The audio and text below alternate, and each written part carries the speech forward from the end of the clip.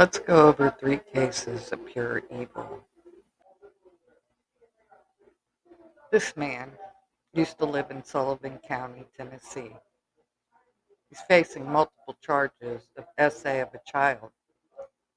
Deputies from the Dorchester County, South Carolina Sheriff's Office arrested Andrew Catron, 25, on Tuesday, and he is now waiting to be extradited to Sullivan County.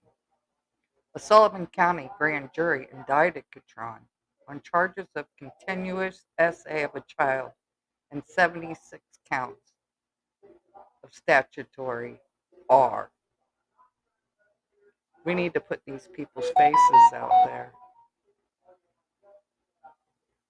so people know what kind of monsters these people are.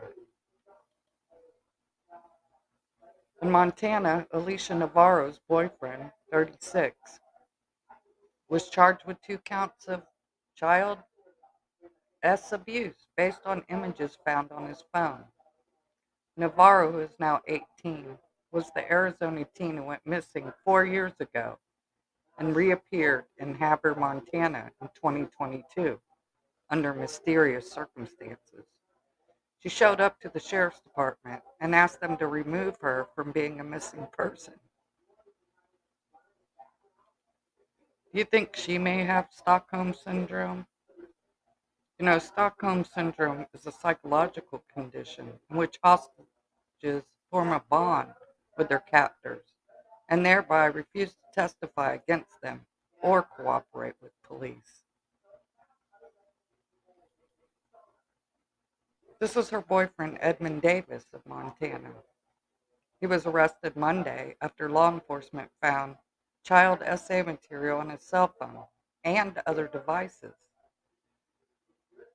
Davis is linked to the missing person case of Alicia Navarro, a young woman who mysteriously vanished from her Arizona home in 2019 and reappeared nearly 4 years later in a Montana police station after coming forward and asking to be taken off the missing person list. Navarro was 14 at the time that she disappeared, and she reemerged 4 years later as an adult. Navarro has high functioning autism, according to the court documents. According to the Montana Attorney General's office, the Havre Police Department obtained a search warrant for Davis's apartment after authorities learned the previously missing teen was living with him, whom neighbors said she referred to as her uncle. Davis is 36 years old, double the age of Navarro. According to police, after Navarro opened the door for police to Davis's residence, they saw him standing behind her, trying to throw his cell phone away. Dozens of photos were found on his cell phone and other devices. Police gave 10 of the pictures to medical experts, and it was revealed that the individual in the photos were all under the age of 13. 2 images of the children were under the age of 5. The phone also contained photos of infants and toddlers and computer-generated or animated images of content that were disgusting of children. Davis is currently being held in the Hill County Detention Center on $1 million bond. He was charged with 2 counts of essay of children. He faces up to life in prison. And last but least, from Ware Media, evil entered this mother's child's life. A 27-year-old Pensacola woman is charged with domestic violence, child A, for an incident that has left a young girl in a vegetative state. This is Susan Hale. She was arrested on Monday and is in the Escambia County Jail on a $750,000 bond. According to the report, the incident happened either the night of June 15th or the morning of the 16th. as Hale was caring for the child, whose age has not been provided. The report states Hale drove the girl to Ascension Sacred Heart Emergency Care before she was transported to Studer Family Children's Hospital. A cardiopulmonary arrest with multiple external and internal injuries. The child had extensive hair loss, sores on her scalp, facial bruising, injuries within the mouth, and multiplanar scattered lesions consisted with inflicted burns.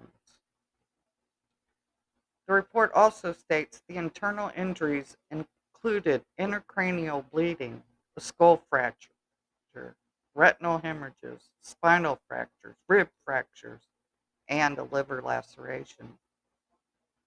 According to the report, investigators interviewed Hale, who said the girl was limp in the car before she drove her to the hospital.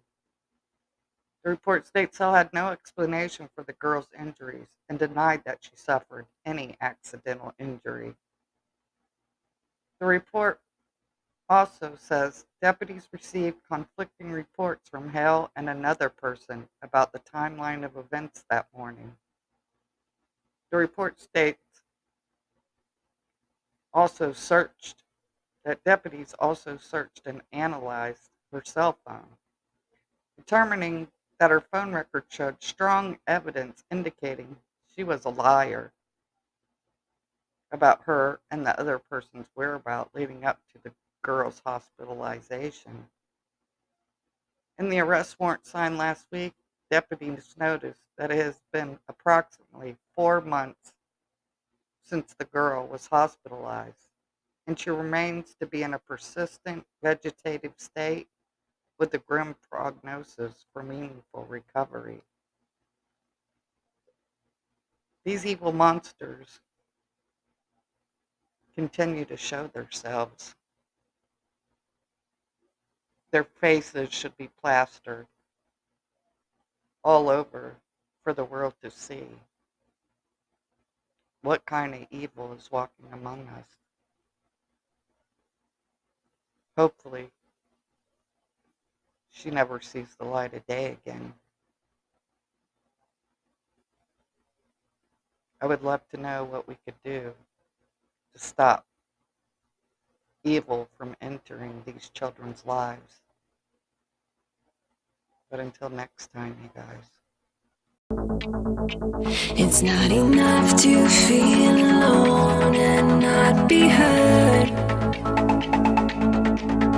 Don't know right from wrong, and your lines have all been blurred. Is it me, is it you, or is it something I deserve? 'Cause everyone else knows the children